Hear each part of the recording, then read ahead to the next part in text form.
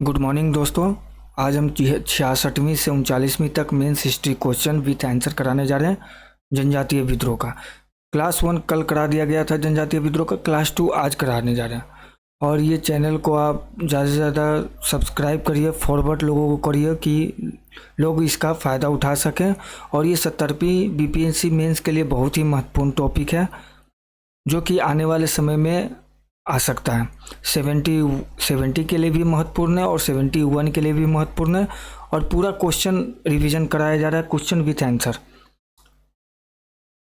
तो चलिए हम देखते हैं कि जनजातीय विद्रोह का क्लास 2। जनजातीय विद्रोह का क्लास 1 संथाल विद्रोह के कारण क्या थे, उसकी गति और उसके परिणाम क्या थे, ये कल करा दिया गया है। बिरसा आंदोलन की विशेषताओं की समीक्षा करिए, इसको भी करा दिया गया है। तो आज हम क्वेश्चन नंबर 3 से देखते हैं। उपरोक्त उदाहरण सहित 19वीं सदी में जनजातीय प्रतिरोध की विशेषताओं की समीक्षा कीजिए, उनकी असफलता के कारण बताइए। क्वेश्चन नंबर 3, उपरोक्त उदाहरण सहित 19वीं सदी में जनजातीय प्रतिरोध की विशेषताओं की समीक्षा कीजिए, उनकी असफलता के कारण बताइए। की टू आंसर है, ये थोड़ा सा आप देख लीजिएगा कि किस टाइप से क्या दिया हुआ है, इसके अनुसार आपको अपने शब्दों में लिखने में सहायता मिलेगी। तो चलिए उत्तर देखते हैं। 19वीं शताब्दी में विदेशी शासन और उसके परिचारक बुराइयों के खिलाफ कई जनजातीय विद्रोह हुए। खोई हुई स्वतंत्रता, स्थानीय स्वतंत्रता में विदेशी घुसपैठ, प्रशासनिक नवाचारों की शुरुआत, भूमि की अत्यधिक मांग आदि ऐसे आदिवासी विद्रोह के पीछे प्रमुख कारण थे। आदिवासी विद्रोहों की विशेषताओं के अनुसार वर्णित किया जा सकता है। 1857 से पूर्व इस दौरान भारत में 20 से अधिक बड़े और छोटे आदिवासी विद्रोह हुए। कितने? 20 से अधिक। ये विद्रोह तत्कालिक कारकों के परिणाम थे और विद्रोह की प्रकृति में मूल रूप से स्थानीयकृत थे। उदाहरण के लिए हो एवं मुंडा विद्रोह, छोटा नागपुर क्षेत्र में उत्पन्न हुए विद्रोह, राजमहल पहाड़ियों में संथाल, असम में अहोम विद्रोह, खासी पहाड़ी में खासी विद्रोह आदि। पहला, इस अवधि के दौरान आदिवासियों के पास भारत में ब्रिटिश शासन के मूल चरित्र के बारे में उचित समझ का अभाव था। इसलिए शुरुआत में उन्होंने अपने उत्पीड़कों, भूस्वामियों, महाजनों और स्थानीय अधिकारियों को निशाना बनाया। दूसरा, ये आदिवासी आंदोलन शुरुआती दौर में छोटे छोटे टोलियों में बिखरे हुए थे। उनके पीछे न तो उचित संगठन और न ही उचित कोई योजना था। 3, अधिकांश आदिवासी विद्रोह प्रकृति में गैर प्रगतिशील और पिछड़े दिख रहे थे। उन्होंने पुराने तरीकों को स्थापित करने की कोशिश की, चाहे वह स्थानीय आदिवासी रीति रिवाज हो अथवा जमींदारी प्रस्त उनके संरक्षकों का साथ उनके पारंपरिक रिश्तों के रूप में हो। 1857 के बाद भी काफ़ी हद तक आदिवासी आंदोलन का बड़ा स्वरूप वही रहा, लेकिन उनका दृष्टिकोण बदलने लगा। अंग्रेजों, जमींदारों, मनी लैंडर्स और बाहरी लोगों के बीच सांठगांठ को आदिवासी समझने लगे। उदाहरण के लिए बिरसा मुंडा कहते थे, साहब साहब एक टोपी, अंग्रेज जमींदार एक ही हैं।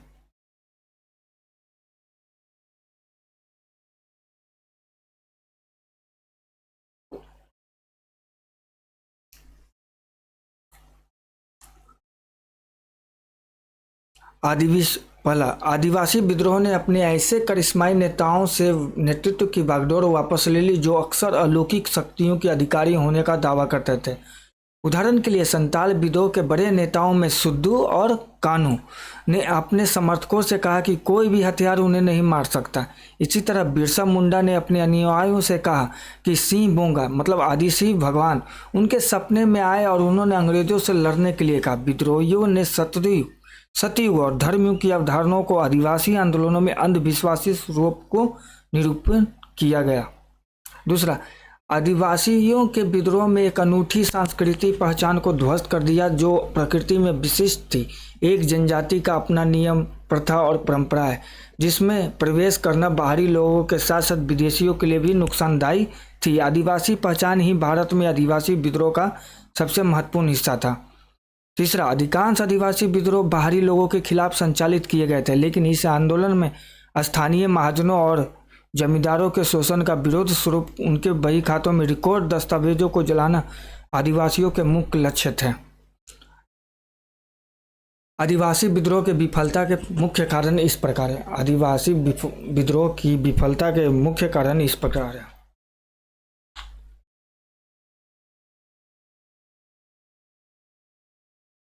पहला, अंग्रेजों के आधुनिक हथियार और सैन्य क्षमता। यह आदिवासी आंदोलनों की विफलता का सबसे प्रमुख कारण था। आधुनिक हथियारों, अनुशासित सेना से लैस अंग्रेजी सेना ने आदिम और अप्रशिक्षित आदिवासियों के असंगठित एवं पारंपरिक लड़ाई वाले आंदोलन को भी आसानी से दबा दिया, जो तलवार, धनुष बाण, हाथ की कुल्हाड़ी आदि से लड़ रहे थे। यह अपने सबसे अच्छे स्थान पर एक झड़प थी जहां अंग्रेजों की जीत आसान थी। उदाहरण के लिए संथाल विद्रोह में हजारों संथाल ड्रम की थाप पर एकत्र हुए, जहां उन्हें बिना किसी मुकाबले के अंग्रेजों द्वारा गोली मार दी गई। दूसरा, आदिवासी विद्रोह की प्रकृति। चूंकि आदिवासी विद्रोह पिछड़े, स्थानीय और प्रकृति में बिखरे हुए थे, इसलिए वे इस नवीन आंदोलन में संगठित और मजबूत नहीं हो पाए। इन आंदोलनों के नेताओं के पास शासन और उनके जनजाति के विकास के बारे में कोई भविष्य की योजना नहीं थी। इसमें विफलता के पीछे आदिवासी समाजों के भीतर निहित अंधविश्वास और नशा जैसे कमजोरी ने भी अपनी भूमिका निभाई। तीसरा, जन समर्थन की कमी। आदिवासियों के अलग थलग स्वभाव के कारण उन्हें शेष भारतीय समाज के साथ साथ राष्ट्रीय नेताओं से भी कोई समर्थन नहीं मिला। उनकी अशांति को अक्सर सैन्य समस्या के रूप में देखा जाता था और आम तौर पर आम लोग आदिवासी मुद्दों से अनभिज्ञ और उदासीन थे। यद्यपि आदिवासियों ने अपनी भूमि और रीति रिवाजों की हिफाजत के लिए बहादुरी से लड़ाई लड़ी, फिर भी उनके प्रयास कम फलदायी रहे, क्योंकि अंग्रेजों की रणनीति अधिक कारगर साबित हुई। इसलिए यह कहा जा सकता है कि 19वीं सदी में जनजातीय विद्रोह कई मोर्चे पर भले ही असफल रहा है, इसके बावजूद भावी आंदोलनों के लिए आधार स्तंभ बनकर मील का पत्थर साबित हुआ और उनका संघर्ष व्यर्थ नहीं गया। की टू रिमेंबर में प्रश्नोत्तर में आए मुख्य बिंदुओं को स्मरण बनाइए। अंग्रेजों के जनजातीय क्षेत्रों पर आधिपत्य और उनके शोषणवादी नीतियों को ध्यान में रखें। आंदोलन की असफलता के मूल कारणों को याद रखें। बिहार में संथाल विद्रोह 1855-56 के कारणों एवं परिणामों का मूल्यांकन कीजिए। ये 63वीं बीपीएससी 2019 में पढ़ाया गया क्वेश्चन आया था, जो कि आपको 69वीं में भी पढ़ाया गया, 69वीं से 67वीं तक वीडियो में, और ये कल के वीडियो में भी आपका ये क्वेश्चन आंसर कराया गया। क्वेश्चन नंबर 5, संथाल विद्रोह के मुख्य कारणों का विवरण दीजिए, उनके क्या प्रभाव थे। ये 56 से 59वीं में पूछा गया है। इसका भी आपको 69वीं से लेके 67वीं तक में भी कराया गया है और कल के वीडियो में भी कराया गया है। ये रिपीटेड क्वेश्चन है।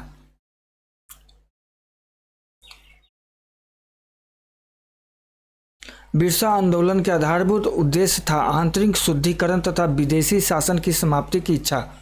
स्पष्ट कीजिए। क्वेश्चन नंबर 6, बिरसा आंदोलन का आधारभूत उद्देश्य था आंतरिक शुद्धिकरण तथा विदेशी शासन की समाप्ति की इच्छा। स्पष्ट कीजिए। उत्तर देखते हैं। बिरसा मुंडा के नेतृत्व में मुंडा जनजाति ने एक तीव्र विद्रोह 1899-1900 में किया है। अन्य जनजाति विद्रोह की तरह ही यह पूर्णतः हिंसक आंदोलन था। बिरसा के 1899 में क्रिसमस की पूर्व संध्या पर मुंडा जाति का शासन स्थापित करने के लिए विद्रोह का ऐलान किया एवं उसने ठेकेदारों, जमींदारों, राजाओं, हकीमों, ईसाइयों को कत्ल करने का भी आह्वान किया। उसने घोषणा की कि दिक्कू गैर आदिवासी से अब हमारी लड़ाई होगी और उनके खून से जमीन इस तरह लाल होगी जैसे लाल झंडा। जमींदारी अधिकारियों, व्यापारियों की हत्या की गई, उनके परिवार के बच्चों एवं महिलाओं को भी निशाना बनाया गया।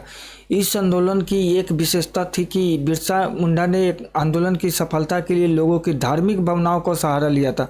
उसने आप को भगवान का दूत कहा एवं भगवान से प्राप्त गजब की शक्ति की चर्चा की। हजारों आदिवासी उसे देखने सुनने आने लगे, उसके अनुयायी बन गए। उसके औषधिक योग्यताओं के कारण भी लोगों का उसके प्रति विश्वास और सम्मान बढ़ गया। बिरसा ने महाप्रलय और नई युग की भविष्यवाणी की। ईसाई धर्म अपना चुके आदिवासी अपने मूल धर्म में वापस लौटने लगे। धार्मिक नेतृत्व के कारण उनका विश्वास एवं साहस बढ़ा एवं अपूर्व साहस के साथ अंग्रेजों से लड़े।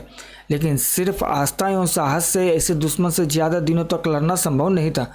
विद्रोह कुचल दिया गया। फरवरी 1900 ईस्वी में बिरसा को गिरफ्तार कर लिया गया और जेल में ही उसकी मृत्यु हो गई। इस आंदोलन का सकारात्मक प्रभाव यह रहा कि 1908 में छोटा नागपुर रैयतबारी कानून पास हुआ, जिससे जनजातियों को कुछ छूट एवं भूमि संबंधी अधिकार प्राप्त हुए हैं। संयुक्त काश्तकारी व्यवस्था मान्य हो गई एवं बंधुआ मजदूरी प्रतिबंधित। यह ध्यान रखा गया कि जिन जातियों का शोषण न हो, ये लोग भी काफी प्रबुद्ध एवं अपने अधिकारों को लेकर सचेत हो गए। जनजातीय क्षेत्रों में आज भी बिरसा के एक वीर योद्धा, देशभक्त एवं भगवान के रूप में जाना जाता है, जो आदिवासियों का प्रेरणा स्रोत है। ये क्वेश्चन भी कल के वीडियो में कराया गया है, की टू आंसर में देख लीजिएगा जो बताया गया है। क्वेश्चन नंबर 7, बिहार में संथाल विद्रोह, ये 48 से 52 में पूछा गया है। देखिए कितना रिपीटेड क्वेश्चन है, ये देखने से समझ में आ रहा है। क्वेश्चन नंबर 8, संथाल विद्रोह में भारत में ब्रिटिश उपनिवेशवाद के विरुद्ध सशक्त जन प्रतिरोध का आदर्श प्रस्तुत करता है।